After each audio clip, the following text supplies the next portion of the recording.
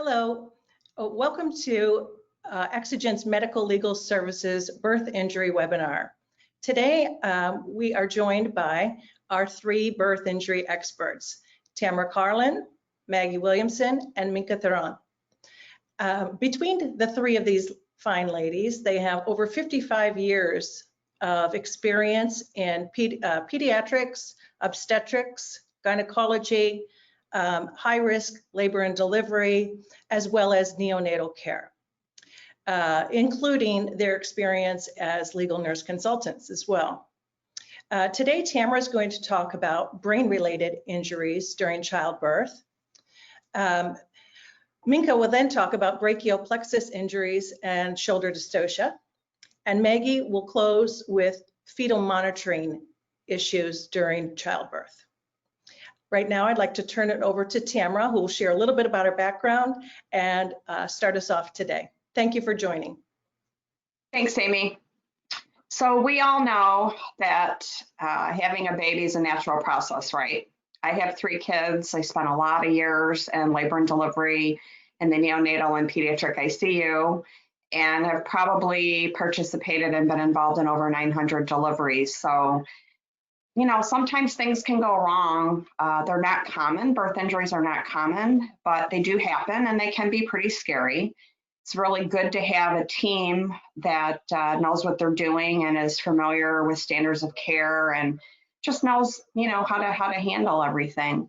When we have trauma to a baby, it can be anything from trauma to the baby's body, it can be functional decline, neurological decline, that kind of thing.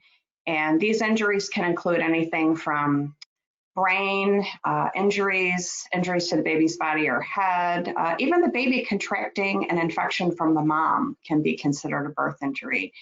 And one of the important things that the providers that are caring for the baby and the mom are, they need to know what the risk factors are during labor and delivery process. And that can be anything from the presentation of the baby to how the baby is delivered. It can even be maternal factors. Say, for example, you have a mom that develops diabetes during a pregnancy, and we call that gestational diabetes. And often with that type of condition, the babies are a little larger than the average baby for that number of weeks. And along with that, we can have problems called brachial plexus injuries and shoulder dystocia. And my teammate Minka is going to be talking about that in a little bit. So being aware of all those is really, really important for the caregivers to have a good handle on all the things that, you know, keep things running smoothly and all the things that can go wrong. If the baby is breech, that means the butt or the feet of the baby are the first presenting part versus the baby's head. Sometimes that can result in severe bruising, brain bleeds, even river collarbone fractures can occur with those kind of deliveries. And preterm or premature deliveries is anything from before 37 weeks. A term baby is considered 40 weeks. So anything before 37 weeks would be premature or preterm. When we have those type of deliveries, or another type of delivery that we call precipitous, which is just extremely rapid, we also have things like bruising, brain bleeds, things like that. And one of the most common brain-related injuries we see in these birth injury cases are brain injuries that are related to oxygen deprivation somewhere during the labor and or delivery process. And this in itself could probably be multiple webinars, and I think Maggie will agree with that, with all the fetal monitoring that we have to watch like a hawk. And the allegations with that typically revolve around the physicians and nurses not identifying the signs and the warnings in the fetal monitoring that the baby is maybe not getting enough oxygen. And it's often thought that if there's a timely C-section, a surgical delivery, that these type of brain injuries could be prevented. So you can typically see that if you have a highly specialized team with a lot of experience, like our team at Exigent has, from the whole labor and delivery process, the standards of care, damages assessment, all those things kind of rolled into one, why it's so important with such a specialized area of healthcare that you have a team that can help you with your birth injury cases.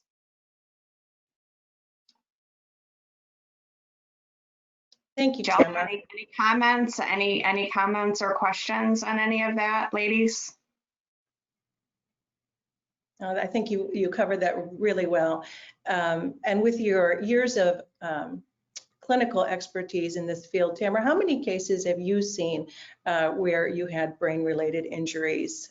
Can you tell us a little bit about that? It's a pretty small percentage. I would say some of the scariest ones, and I'm sure Maggie and Mika can agree with this, some of the scariest ones I remember are the shoulder dystocias, the cord prolapse cases where the cord kind of loops down and comes out before the baby, and it can't be born before the baby. So that's a really scary emergent situation. I've probably seen maybe 2 cord prolapses, maybe 5 shoulder dystocias, and then just a handful of preterm precipitous delivery kind of issues.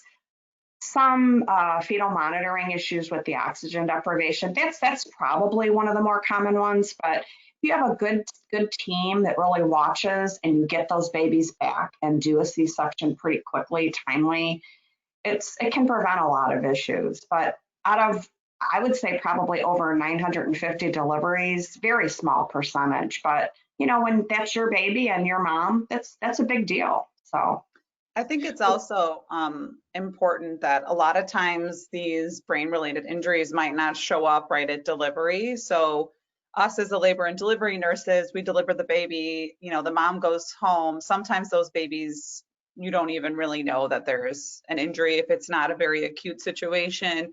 And that's why the statute of limitations can be longer, just because some of these things some of these negative outcomes may develop later on, whether it be like in development and, you know, cognitive development or physical development. And then sometimes they relate it back to an issue with their labor and delivery. And that's a great point, Maggie, because sometimes these things don't even pop up until these kids start school.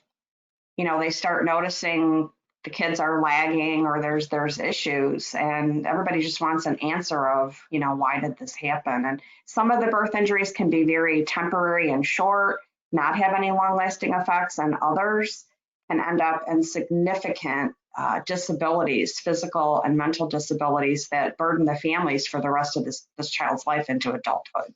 So that's pretty scary.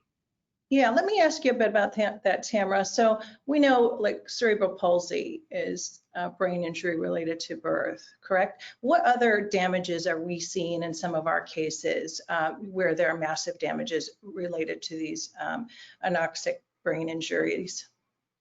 I think CP is a really big one. And along with that, Maggie, what do you think as far as other things?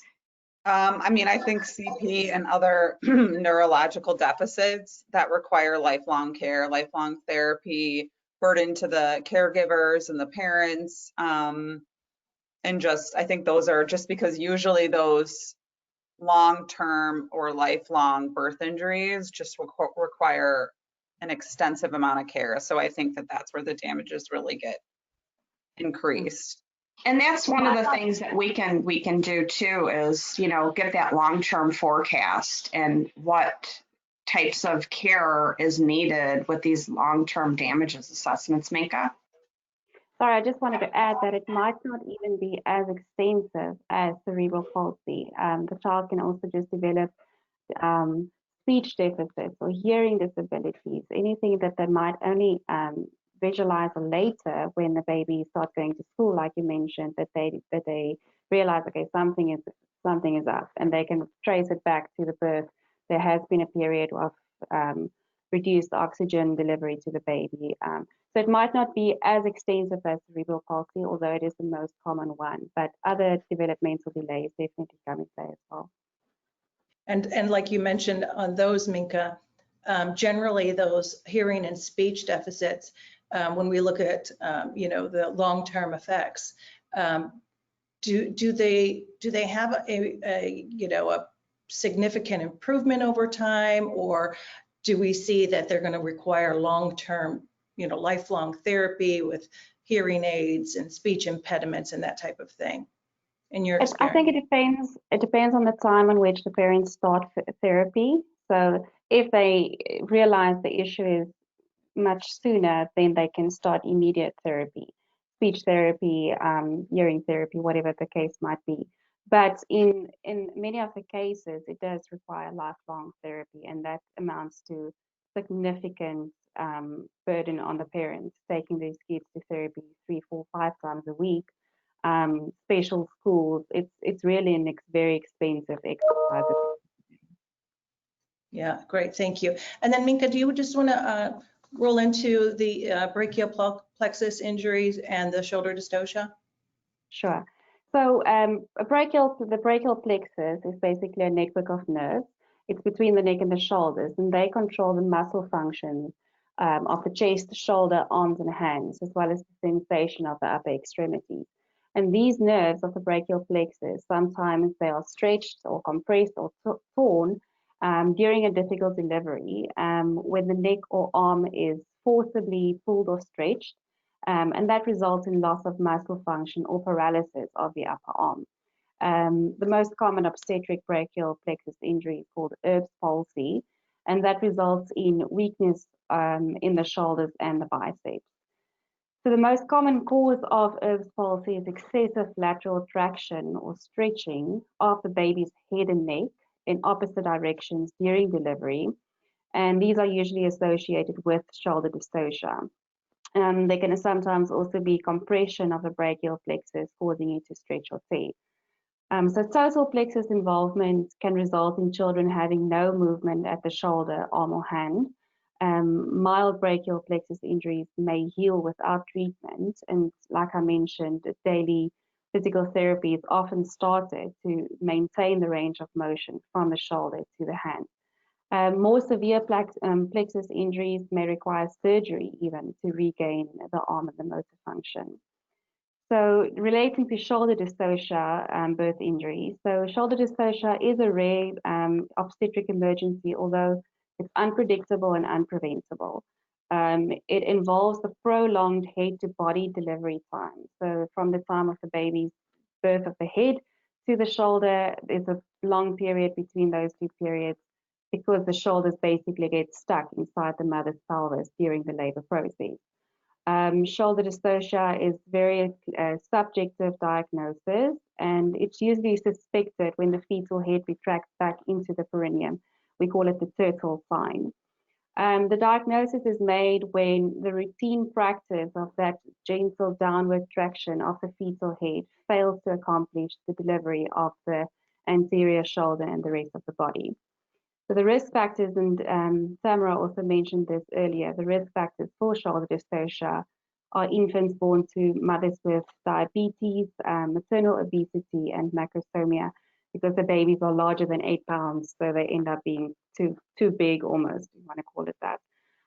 Shoulder dystocia is frequently associated with permanent birth-related injuries and maternal complications. So brachial plexus injuries are one of the most important and most common fetal complications of shoulder dystocia. Other complications can also include clavicle or humerus fractures, fetal hypoxia, and even fetal death. So we come across quite a few standard of care violations relating to birth injuries, and the first one would be the failure to identify and appropriately treat the shoulder dystocia event. And as I mentioned, the inappropriate management of the shoulder dystocia can result in various injuries, including fractures, nerve damage, which can in effect cause lifelong disabilities of the baby's muscle function. The other standard of care violation that we come across is the failure to use tools correctly to assist a birth. So common tools that are used for assistive deliveries include a vacuum, forceps, or certain maneuvers like the manipulation of a shoulder. These tools are often required to facilitate delivery in difficult situations like fetal stress or maternal exhaustion. However, when these tools are used incorrectly, they can cause even more damage. So examples of these include external head trauma from a vacuum extraction error, or even a skull fracture from a forceps delivery if the traction is applied wrong.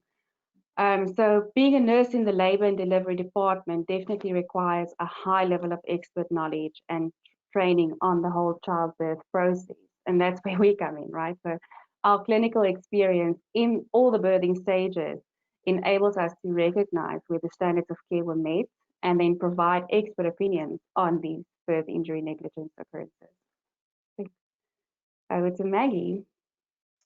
Okay, so I'm going to talk a little bit about electronic fetal monitoring, which is a procedure that started in the 1970s, where instruments are used by trained providers to continuously record the fetal heart rate as well as the uterine contractions. And using this can help detect changes in the normal fetal heart rate pattern during labor. External monitoring is done, like I said, with two belts around the mother's abdomen. One is tracing the fetal heart rate and one is tracing the uterine contractions. There's also an option for internal monitoring if for some reason external monitoring is contraindicated. And the internal monitoring is done if the woman's amniotic sac is broken and she's appropriately dilated. There's a tiny little electrode that's placed through the cervix into the fetal scalp, and that gives you an exact monitoring of the fetal heart rate. Abnormal fetal heart rate patterns don't always indicate a problem. So if a nurse or a physician sees certain changes in the pattern, there are steps or interventions that can be taken to treat the underlying problem and also prevent treatments that may not be necessary. So some of those external interventions that could be done are maternal position change, maternal hydration or increased oxygenation, assess the maternal vital signs and contraction patterns, and also look at any medications that the mom might be receiving that could be having a potential negative effect on the fetal oxygenation. If all these external interventions are not effective, the provider may decide to deliver the baby immediately, either by cesarean section or assisted vaginal delivery, depending on where the mom is in labor. Non-reassuring fetal heart tones is the most common reason for first-time cesarean sections in the US. So given this, and this can also be considered somewhat of a vague or subjective diagnosis, there were several professional organizations in the US that came together to decide on standard definitions for fetal heart rate tracing. So they decided on category 1, which is normal, does not require any interventions. Category 2, which they call indeterminate and may require interventions. And then category 3, which is considered abnormal and requires interventions that may result in preparing for immediate delivery. So this helps just streamline charting and the labor process. And like Minka and Tamara spoke about, the importance of physicians and nurses being adequately trained in electronic fetal monitoring, and then interpretation of these tracings is vital during labor and delivery because it involves multiple complex aspects of the fetal heart rate in correlation with the uterine contractions. Decelerations or decreases in the fetal heart rate that are frequently addressed in damages of birth injury cases can really occur as a result of maternal or fetal issues. So it's just important that you have a great team of doctors and nurses that can look at these tracings, because it's really our only tool during labor to assess the health status of the fetus. Some of the standard of birth injury standard of care violations that you might see would be failure to monitor, detect, and treat maternal infections. So this kind of speaks to what I said earlier about monitoring mom's vital signs, because if she's going to get an infection, she will, get a fever and elevated temperature, which as a result will increase the baby's heart rate, what we call fetal tachycardia, which can cause potential fetal complications if it goes on for a long time and not monitored and intervened on appropriately. Another one would be failure to monitor fetal distress and take appropriate action. And that kind of speaks to what I've been talking about with the fetal monitoring, because you want to watch what the baby's heart rate is doing, follow these patterns, see if your interventions are working, and you want to be able to interpret when are external interventions appropriate, when are you able to kind of wait a little bit and watch, see if baby recovers, or when immediate delivery is necessary, because then you get into delayed or untimely interventions that could have negative fetal outcomes. Maggie, you talked a bit about education and training for fetal heart rate monitoring. Tell me a little bit about your background as far as your certifications and what's required in order to effectively interpret if there might have been some deviations in the standard of care through looking at your experience in your training. So I started my nursing career in labor and delivery. So when I started my career here in Chicago, you get an initial beginner course as like a new nurse in fetal monitoring. And then as the years go by, you then would go to like intermediate and then you would go to advanced. So I'm currently advanced in certified in advanced fetal monitoring, which is pretty much, the highest level of interpretation.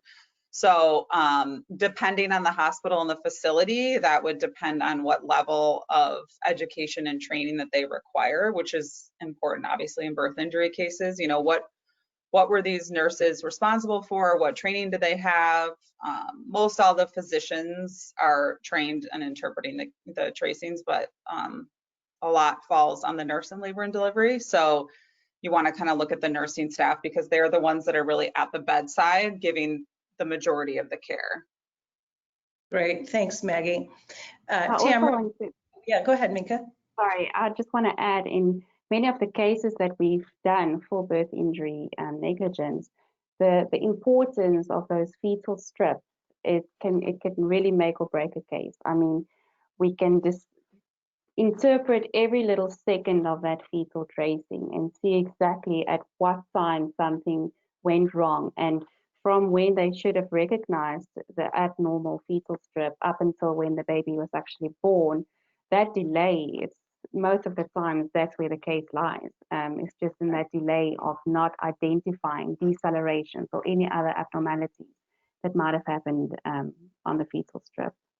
And a lot of times too, you'll see where a nurse didn't really take it up the chain of command. So she might have noticed something or watched, and then it wasn't appropriately taken to the physician, which can also just cause a delay. And really, when you get into those recurrent abnormal patterns, time is really of the essence. It can really be quick.